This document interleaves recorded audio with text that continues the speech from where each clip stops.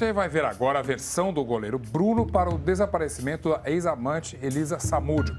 Ele deu essa versão numa conversa informal durante o voo que o levou preso e algemado para Minas Gerais na noite de 8 de julho. Bruno fala da relação com a ex-amante, se diz inocente e joga a culpa no amigo de infância Luiz Henrique Romão, o Macarrão. É o único relato detalhado que Bruno deu sobre o desaparecimento dela. Depois disso, por orientação do advogado, Bruno se recusou a prestar depoimento à polícia, dizendo que só vai falar em juízo.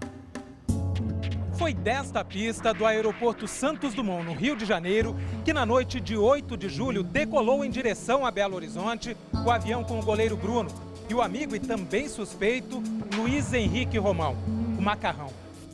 Aí você vê imagens do momento em que Bruno e Macarrão eram levados para o aeroporto e a decolagem do avião, onde estavam acompanhados por agentes penitenciários e policiais. Agora, 15 para as 10 da noite, o avião da Polícia Civil de Minas Gerais decola neste momento do aeroporto Santos Dumont, no Rio de Janeiro. O que foi que Bruno revelou durante aquele voo? O Fantástico teve acesso exclusivo a tudo que o principal suspeito pelo desaparecimento e morte de Elisa disse naquela viagem. O que você vai ver agora tem um valor muito especial, porque depois dessa conversa, Bruno foi instruído pelo advogado a não mais abrir a boca. Bruno, algemado, está numa poltrona longe da de Macarrão. Na primeira vez que Bruno fala, tenta jogar a culpa no amigo Macarrão.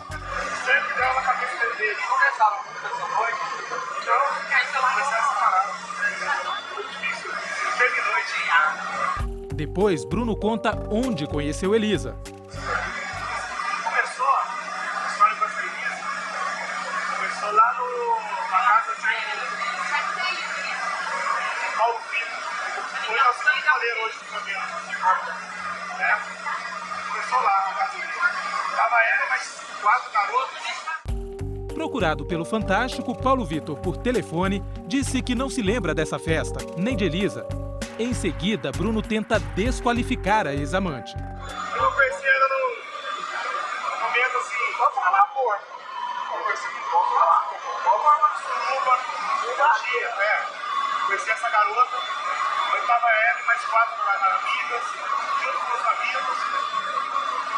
Esse dia aconteceu, ela ficou comigo, com vários amigos também, mas ela fala que o filho é meu.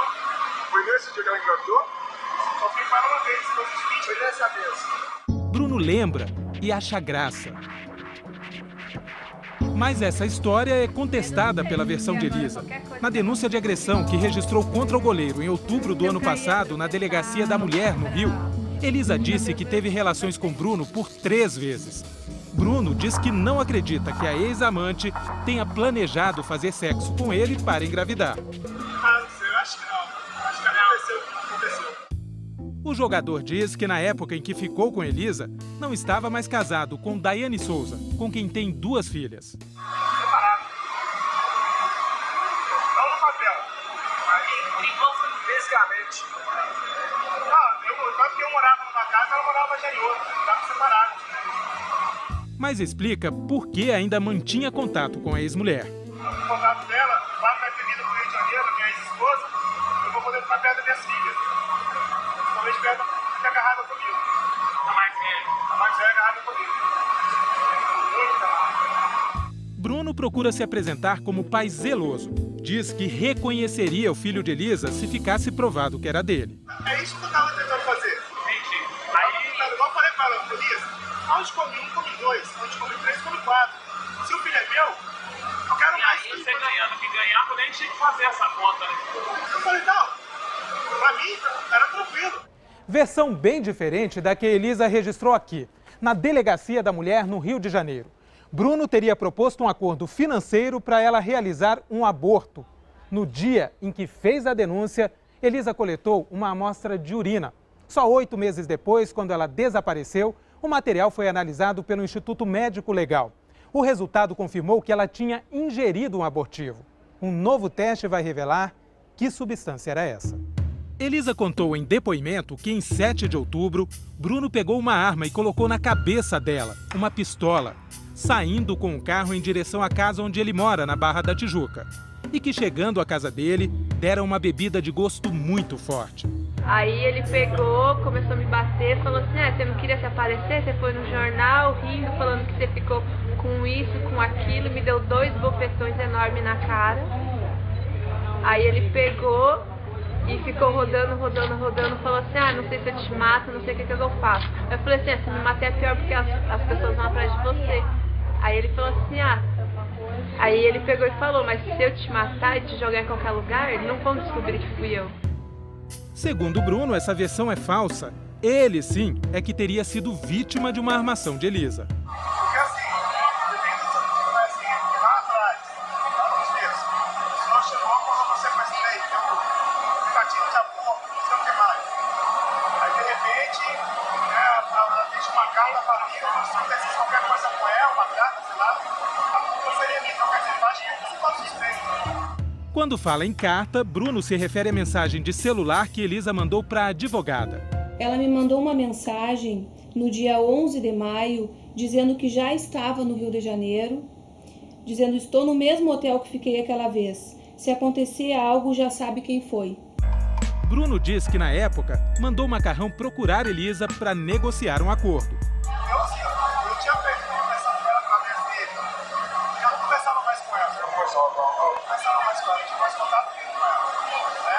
E através dele eu fazia mesmo meus negócios. Mas olha, é o seguinte, vamos fazer o DNA, você prova que o filho é meu, eu vou assumir minha parcela de pai, eu já tenho 2, onde comigo? 1, 2, comigo 3, 4.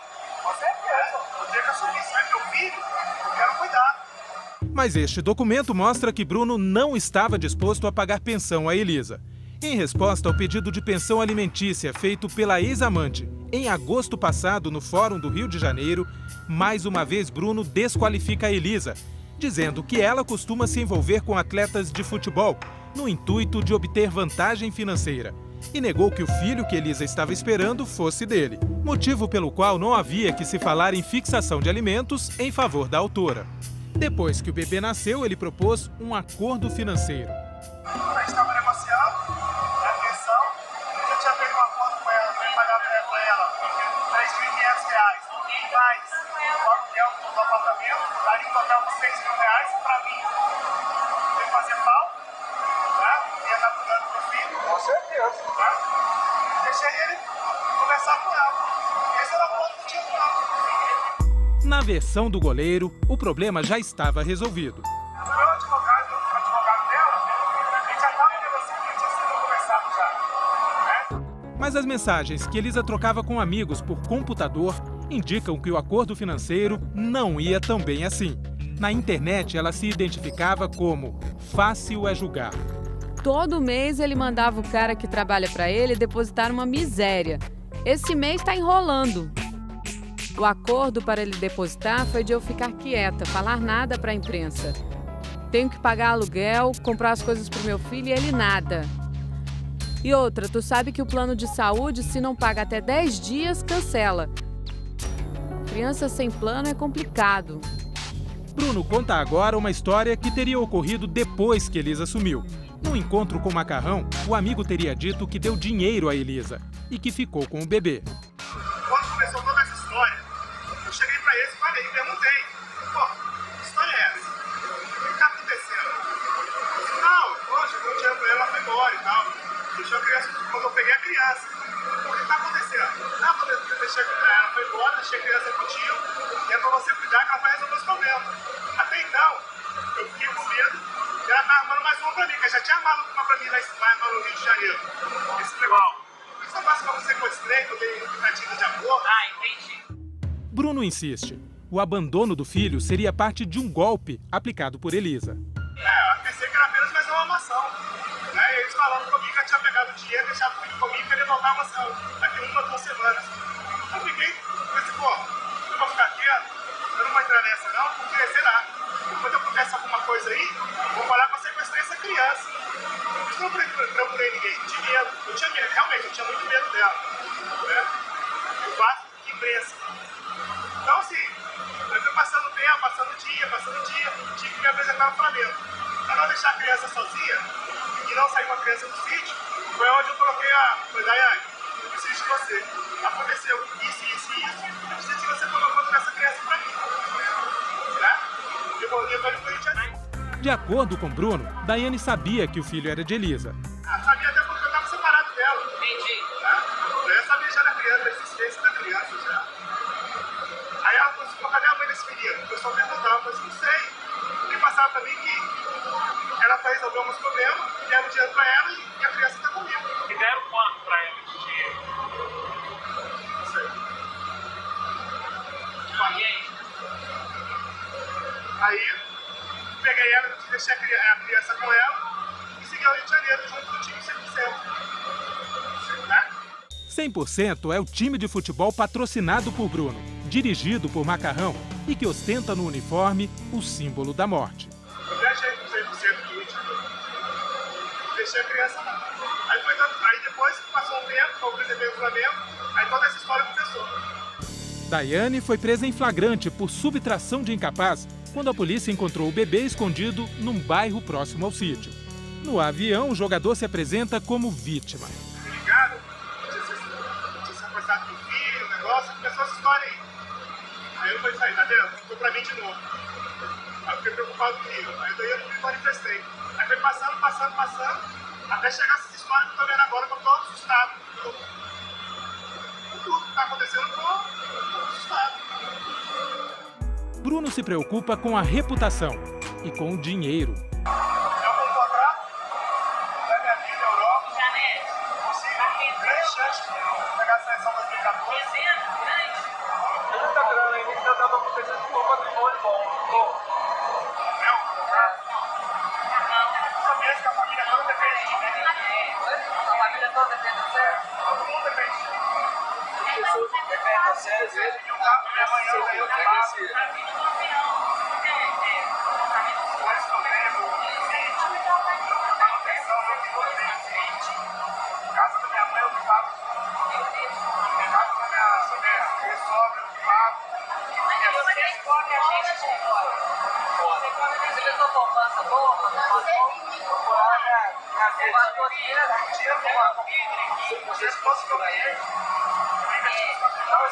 O dinheiro foi um dos motivos que aproximaram Bruno de Macarrão.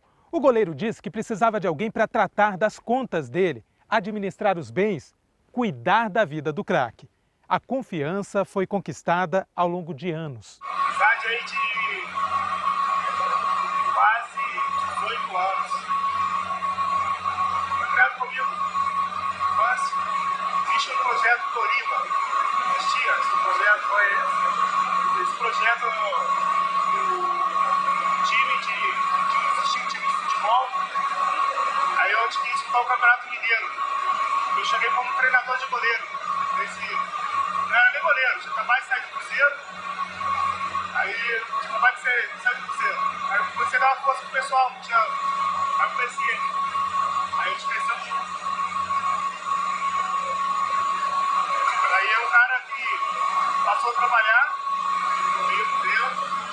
Comecei a falar, o negócio é o seguinte, sai lá que você tá fazendo, trabalhava no SEAS.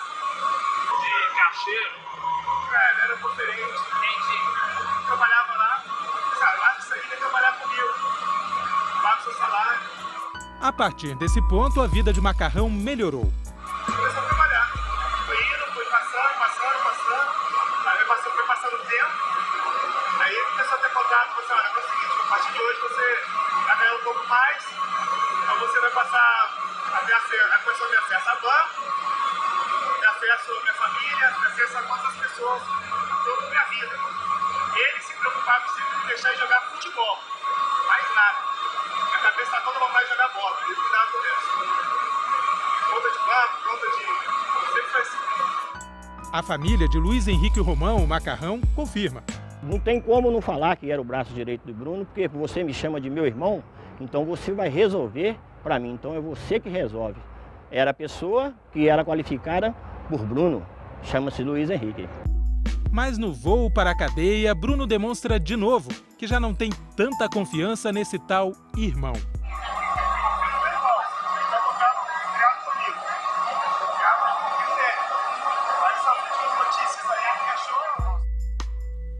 A confiança teria sido abalada pelas notícias sobre o sumiço e assassinato de Elisa Samúdio e pelo depoimento do menor apreendido na casa de Bruno e que confessou o envolvimento no crime. O adolescente disse que Macarrão ajudou no assassinato, ao amarrar as mãos de Elisa para frente, e que viu Macarrão perguntando a Bola por telefone se ele teria dado fim ao corpo de Elisa.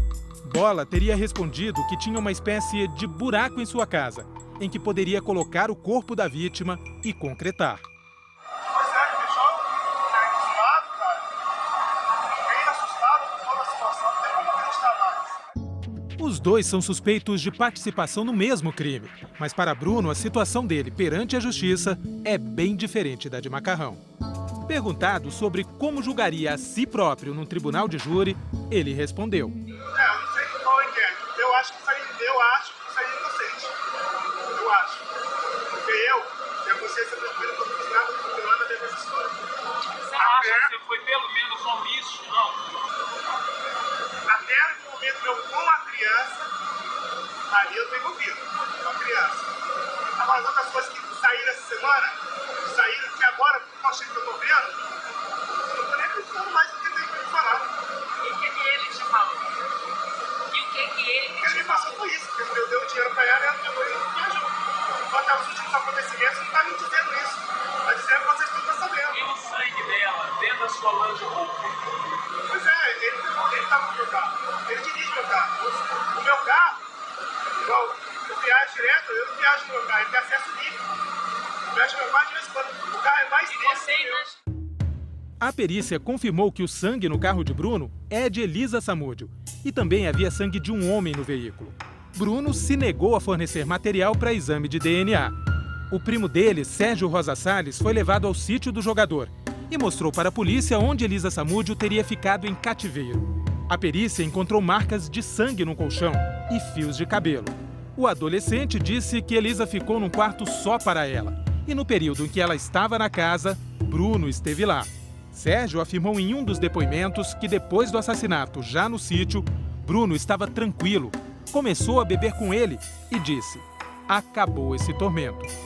Demonstrando frieza na viagem para a penitenciária, o goleiro, que se declara inocente, joga a responsabilidade nas costas do homem que tatuou o nome dele, Bruno e Maca.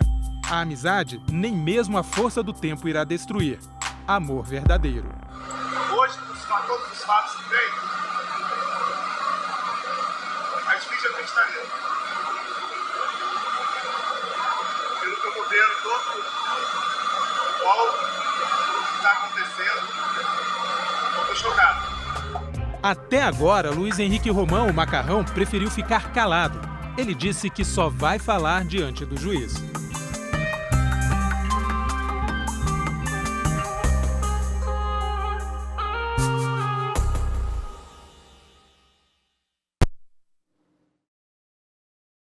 Olá, o Fantástico está de volta trazendo informações exclusivas sobre o caso do goleiro Bruno. A Daiane, ex-mulher do atleta, saiu da cadeia essa semana. Em entrevista ao repórter Valmir Salado, ela disse que esteve com Elisa Samúdio no dia em que ela sumiu e afirma que foi o próprio goleiro Bruno quem entregou a ela, Daiane, o filho de Elisa, pedindo que cuidasse da criança. Daiane, de 23 anos, foi casada durante 6 anos com o goleiro Bruno. Segundo ela, o casal se separou há 2 anos. Motivo? O Bruno era muito infiel, muito baladeiro, gostava da noite, e isso foi pesando um pouco. Eu não aguentei até por um certo tempo, mas depois ficou meio difícil. Na madrugada de ontem, depois de 5 meses presa, ela deixou a cadeia. Você ficava sozinha numa cela?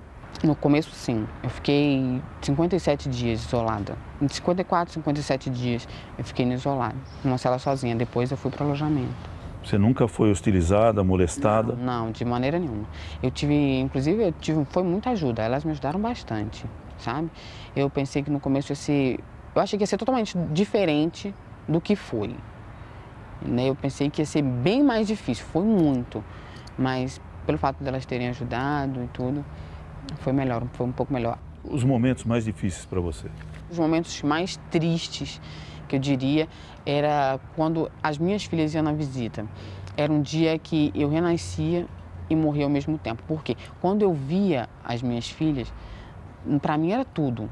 Me dava aquele ânimo, Nossa, era tudo quando eu via as minhas filhas, mas na hora delas irem embora, eu desmontava ali, naquele momento, na hora delas se despedirem, que a minha filha estendia os braços para mim e falava não, mamãe, aquilo ali acabava comigo por dentro. Daiane diz que sentiu medo quando tinha de sair da cadeia para acompanhar os depoimentos das testemunhas. O pessoal gritar assassino, nossa, era muito triste você ser chamado de assassino, você ouvir gritos de uma população revoltada. Imagina se naquele momento, tudo acontece na hora de Deus mesmo. Imagina naquele momento, naquela revolta toda que a população estava, se um de nós era liberto. Eu não gosto de imaginar nem o que poderia ter acontecido. Você acha que você poderia ser linchada, agredida? No começo, com certeza.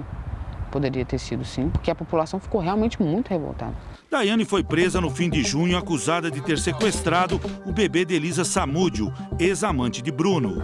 A polícia diz que Elisa foi morta na madrugada do dia 10 de junho, mas Daiane afirma ter almoçado com ela neste dia, no sítio do Goleiro em Esmeraldas, região metropolitana de Belo Horizonte. Como é que ela estava? Ela estava bem. Eu acho assim, que se ela tivesse Ela não pediu... Não chegou perto de mim para pedir socorro, não chegou perto de ninguém para poder pedir socorro, isso ela não fez. E ela estava normal, a única coisa que eu falei desde o começo é que ela estava com um machucadinho no dedo. Eu perguntei a ela sobre o machucado, ela disse que havia prendido o dedo na porta, não falou que fulano, Bertano, ciclano me agrediu, não falou isso em momento algum. Ela tinha livre acesso a tudo, mas ela não ficou muito, ela não conversou muito comigo. Não sei se ela ficou com um pouco de vergonha, não sei, mas ela conversou bem pouquinho comigo. Brigar em momento algum, a gente sentou, a gente almoçou junto. Inclusive, na hora do almoço, ela me ajudou no prato, mas discutir, brigar, não. Conversamos, até porque não tem motivo, pra quê? E Daiane fez uma revelação ao Fantástico. Ela disse que foi o próprio Bruno quem entregou o filho de Elisa Samúdio a ela, Daiane. Por que ele pediu para você cuidar do bebê? No momento, ele falou que ela tinha... ido para São Paulo e pediu que o Luiz Henrique entregasse o bebê para ele e mandou ele se virar. As palavras dele foi essa. Ele chegou perto de mim chorando, pedindo que eu cuidasse do bebê, que ele não sabia como ele retornaria para o Rio de Janeiro com a criança. Porque ele voltou para o Rio de Janeiro de ônibus, decorrente ao jogo que haveria lá, e não teria como ele retornar com ele dentro do ônibus. Daiane disse que ouviu de Sérgio Rosa Salles, primo de Bruno, também preso pelo crime, uma revelação. O bebê de Elisa poderia ter sido morto por macarrão. Ele falou para mim, Daiane, você tem que ficar tranquila, porque se você não tivesse aceitado olhar o bebê na noite do dia 10, a intenção do Luiz Henrique era eliminar a criança. Eu não sei o que ele quis dizer com essa palavra, eliminar. Você é acusada de ter sequestrado o bebê, o filho da Elisa, e mantido o bebê em cárcere privado. Como é que você vê essa acusação? Eu recebi um pedido, o Bruno fez um pedido para mim, para que eu cuidasse da criança. Então, eu não vejo sequestro aí, porque foi um pedido dele. Eu não arranquei ele dos braços dela, eu não arranquei ele dos braços do pai. Você acredita que o Bruno é inocente? O único homem inocente que pisou nessa terra foi Jesus, ele morreu na cruz. O Bruno... Por mais que ele fosse, assim, gente, eu nunca vi esse lado, assim, assassino. Daiane e mais 3 envolvidos vão responder ao processo em liberdade. O júri popular dos 8 acusados pode ser marcado só para 2012. Só de eu estar aqui hoje já é uma resposta muito grande para muita coisa, sabe? E eu tenho muita fé em Deus que eu vou conseguir sair dessa bem. Você tem a consciência tranquila? Eu tenho. Eu consigo deitar no travesseiro e dormir uma noite de sono tranquila, graças a Deus. Se ele realmente cometeu o crime, você acha que ele tem que pagar por isso? Se ele cometeu, ele tem que pagar. Se ele precisar de mim, da minha ajuda, eu vou estar do lado dele para poder ajudar. Agora uma entrevista exclusiva. O Fantástico apresenta agora uma entrevista exclusiva, gravada na cadeia com Luiz Henrique Ferreira Romão, o Macarrão. O fiel amigo do ex-goleiro Bruno dá a sua versão para o desaparecimento de Elisa Samúdio, ex-amante do jogador. A gente vai mostrar também gravações telefônicas no processo que investiga o comportamento de Bruno na prisão, como as ligações facilitadas pelos funcionários do presídio para que Bruno conversasse com a noiva. A reportagem é de Valmir Salaro e Mônica Marques. Eu liguei lá, pedi o diretor para fazer ligação, ele que atendeu, ele que autorizou, foi bom, né? Aí já foi buscar o Bruno ali, tá? Uma vida menos dura dentro da prisão de segurança máxima Nelson Hungria, na região de Belo Horizonte. Com a ajuda de funcionários do presídio, a noiva Ingrid Calheiros falava com o ex-goleiro Bruno a hora que quisesse. Oi, meu amor. Oi, amor. O Fantástico teve acesso às gravações. Elas foram feitas a pedido do Ministério Público, que investiga denúncias de privilégios do ex-goleiro na cadeia. Nessa escuta autorizada pela Justiça, o Ministério Público descobriu também relações suspeitas entre uma juíza e a noiva de Bruno. A juíza Maria José Starling estaria envolvida numa negociação de um habeas corpus que tiraria Bruno da cadeia. Ela foi afastada pelo Tribunal de Justiça de Minas. O que precisar, antes de ser noiva do Bruno ou de qualquer coisa, eu sou sua amiga. Se precisar ficar na minha casa, pode vir que tem lugar. As negociações eram conduzidas por um intermediário que a polícia ainda não identificou quem é. Ingrid? Oi. Tudo bem? É da parte de Maria José Starling. Não precisa dizer meu nome nesse telefone. Maria José está aí. E a competência é dela, né? E eu tenho certeza que se ela fosse a titular, Bruno já estava na rua. Atraíram Ingrid até a casa da juíza e lá lhe foi apresentado um advogado que resolveria o problema, ele conseguiria um habeas corpus pelo pagamento de R$ 1.500.000. O ex-goleiro Bruno é acusado de participar do assassinato da ex-amante Elisa Samúdio em junho do ano passado. Ele, com os outros 6 envolvidos no crime, espera um julgamento que deve acontecer no começo do ano que vem.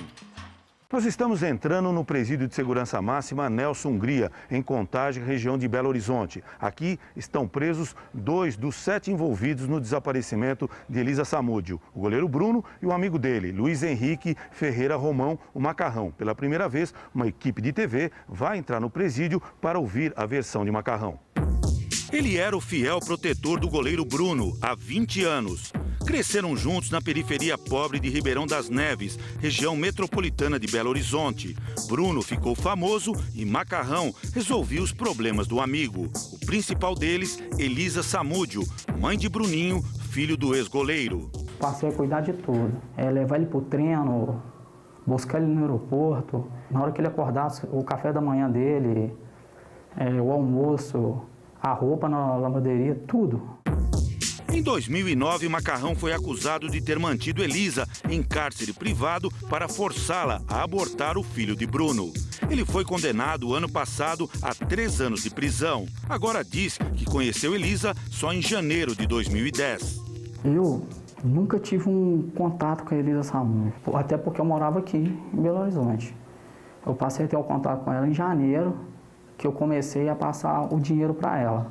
Macarrão conta que no início de junho do ano passado, Elisa ligou para ele pedindo dinheiro. E ela me ligou e pediu que queria conversar comigo. Eu falei, ô coração, calma, não é assim não, vamos resolver. Ela falou, eu quero 1.500. Eu falei, eu vou arranjar o dinheiro para você, calma, só confiar que eu vou arranjar. Macarrão diz que no dia 3 de junho se encontrou com Elisa. Ele estava no Rio com um menor de idade, parente de Bruno. Ela começou a falar, quem que é o Bruno? Quem que ele tá achando que ele é? Começou a xingar vários palavrões, E o garoto foi e tomou a dor e agrediu ela. Dentro do carro? Dentro do carro, onde que deu o soco no nariz dela. O menor contou em depoimento que quando bateu na Elisa, foi com uma arma. Ele conta que foi com uma arma, não com um soco. A gente nunca andou armado.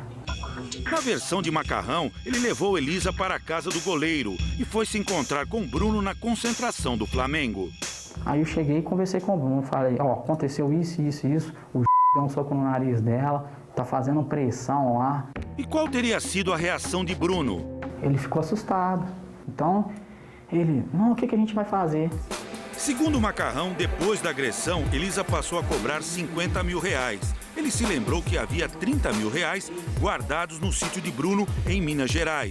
Elisa exigiu ir para lá para buscar o dinheiro. O Bruno acompanhou isso tudo, toda essa negociação de 30 mil, tudo isso. O Bruno sabe toda. No caminho, Macarrão conta que pararam no hotel. Vocês ficaram no motel, você? Eu, ela e o menor. Tranquilo. No mesmo quarto? No mesmo quarto, tranquilo. Para a justiça, nesse momento, Elisa já era mais uma vez vítima de cárcere privado. Contradições. Vocês chegaram lá no sítio do Bruno, todo mundo junto? Sempre ficou à vontade, nunca teve...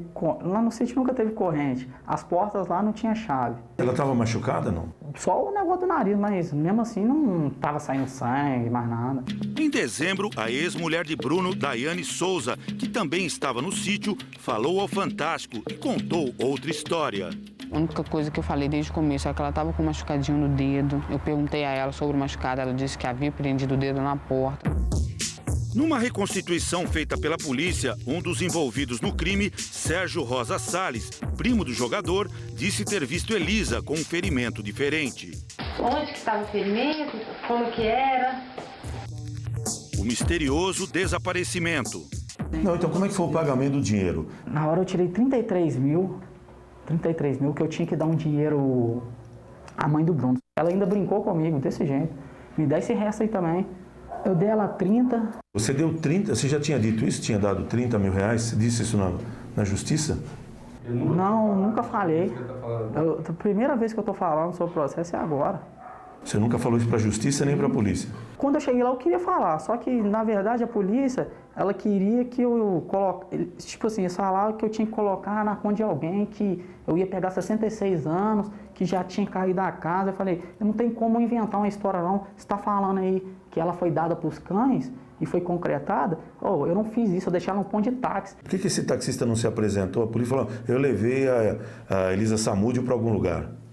Quer dizer, que seria uma testemunha a favor de vocês para provar que, na verdade, vocês não mataram ela. Meu sonho é que esse cara apareça. Eu não sou amigo do taxista. Mas você viu ela entrando? Você viu a Elisa Deixei ela no ponto de táxi e já arranquei o carro. Eu estava muito atrasado. Você me perguntou se a gente gostava dela ou não gostava. A gente tinha medo dela. Sempre teve medo dela. Macarrão levanta uma suspeita. No sítio, ela tinha ligado para um jogador de futebol. Na época, era o goleiro do Atlético, o Marcelo, que ela ligou. Conversou com ele. Isso quando? No dia 10. De acordo com o Macarrão, a ligação aconteceu no dia do sumiço de Elisa. Ouvido pela polícia, Marcelo disse que os dois conversaram sim, mas 5 dias antes do desaparecimento dela. Procuramos Marcelo dos Santos Marinho, que não é mais jogador de futebol. Não sei de nada não, a única coisa, o que eu sabia, eu já falei. Então, eu já tô fora disso aí, meu parceiro. Segundo o Macarrão, Elisa combinou com Bruno de deixar o filho deles no sítio. Eu já tinha conversado se o Bruno poderia ficar com a criança 7 dias. A Daiane conta no depoimento dela que quando a polícia começou a investigar esse crime, você pediu, ela esconde esse bebê. Por que você fez isso? Eu não pedi ela para esconder essa criança. Por que então foi escondida essa criança? A criança não foi escondida, ela ficou, eu acho, com um funcionário nosso. Mas segundo Bruno, a criança ficou com a ex-mulher, como ele revelou ao ser preso e o Fantástico mostrou com exclusividade. Daiane, eu preciso de você. Aconteceu isso. Eu preciso que você coloque essa criança pra mim. O negócio deles é só jogar lama, né, Elisa? Quer dar para ela uma casa, para ela morar, de aluguel, e o sustento da criança. O que ela queria era sustentar o filho dela. A Elisa está morta. No final da entrevista, Macarrão reforça a ligação de fidelidade que tem com Bruno. Eu gosto, amo ele mesmo. Mas quando estava sendo levado para a prisão em Minas, Bruno não defendeu o amigo. Sempre deu na cabeça dele. Hoje, todos os fatos que tem, é difícil acreditar nele. Pelo que eu tô vendo, todo o que está acontecendo, eu tô chocado.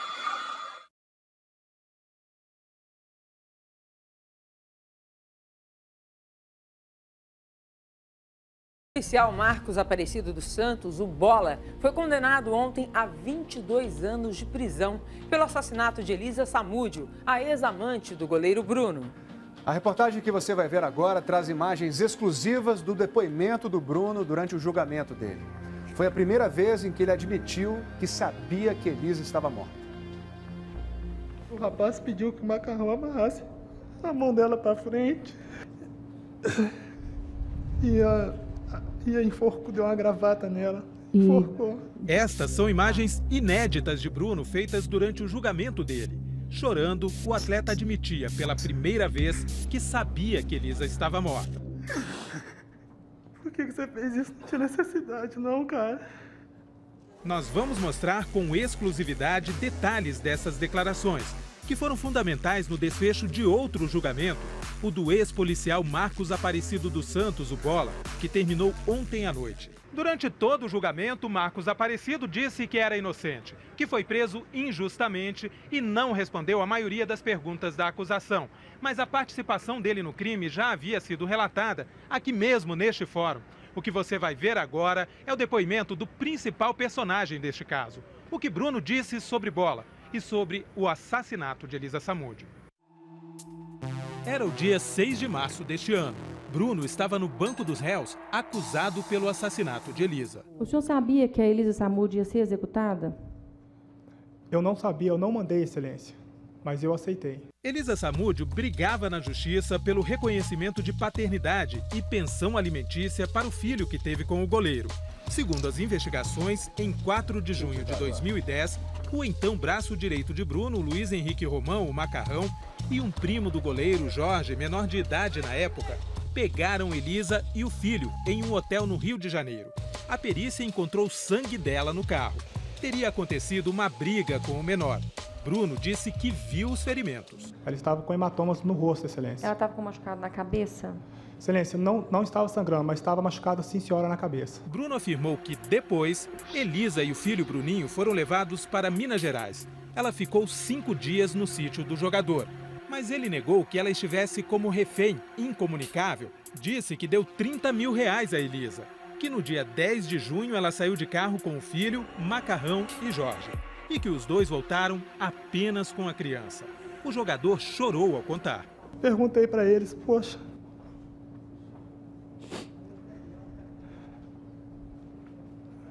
cadê a Elisa? Pelo amor de Deus, o que se fizeram com ela? Aí, neste momento, o Macarrão falou assim, ó, eu resolvi o problema.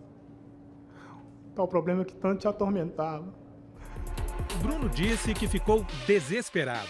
Eu chorei muito, com medo de tudo que aconteceu. Então eu fui até o Macarrão, falei com o Macarrão, pelo amor de Deus, cara, o que você fez? Por que você fez isso? Não tinha necessidade, não, cara. Segundo ele, o primo Jorge contou o que aconteceu. Eles teriam ido para uma casa da região de Vespasiano e lá entregou a Elisa para um rapaz chamado Neném. E o advogado de Bruno perguntou. O Macarrão, quando contratou a pessoa que se chamou de Neném, estava se referindo a pessoas de Bola? Sim, senhor. Bruno repetiu o que Jorge disse a ele sobre o rapaz, que seria Marcos Aparecido, o Bola. Aí o rapaz pediu que o Macarrão amarrasse a mão dela para frente e a enforcou, deu uma gravata nela, enforcou. E o Macarrão pegou ainda, chutou as pernas da Elisa e que ainda tinha esquartejado o corpo dela e tinha jogado o corpo dela para os cachorros comerem. A polícia cumpriu mandados de busca e apreensão na casa de Bola, numa chácara dele e no sítio de Bruno, mas não encontrou vestígios do corpo. Os julgamentos dos 3 acusados do assassinato chegaram ao fim, sem que um dos principais mistérios fosse esclarecido. Onde estão os restos mortais de Elisa Samúdio? Bola, de quem era esperada a resposta, foi condenado a 22 anos de prisão. Macarrão pegou 15 anos pelo homicídio. Bruno foi condenado a 22 anos de prisão. O advogado recorreu. Não é a ausência do corpo, é a incerteza da morte, no caso da Elisa Samúdio, que deixa mais complicada a situação desse processo. Mas no julgamento, Bruno considerou a morte de Elisa como certa. O senhor acha que poderia ter evitado a morte de Elisa Samúdio? Sim, senhor.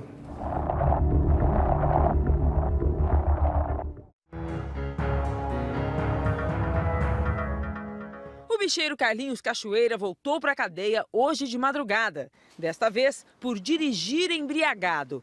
Ele foi parado numa blitz, numa estrada de Goiás. Como se recusou a fazer o teste do bafômetro, foi levado até uma delegacia, onde um exame médico constatou a embriaguez. O bicheiro pagou R$22 mil de fiança e foi libertado. No ano passado, Cachoeira passou mais de 8 meses na cadeia. Ele foi condenado a quase 40 anos de prisão por vários crimes, incluindo corrupção e formação de quadrilha. O bicheiro aguarda o julgamento do recurso em liberdade.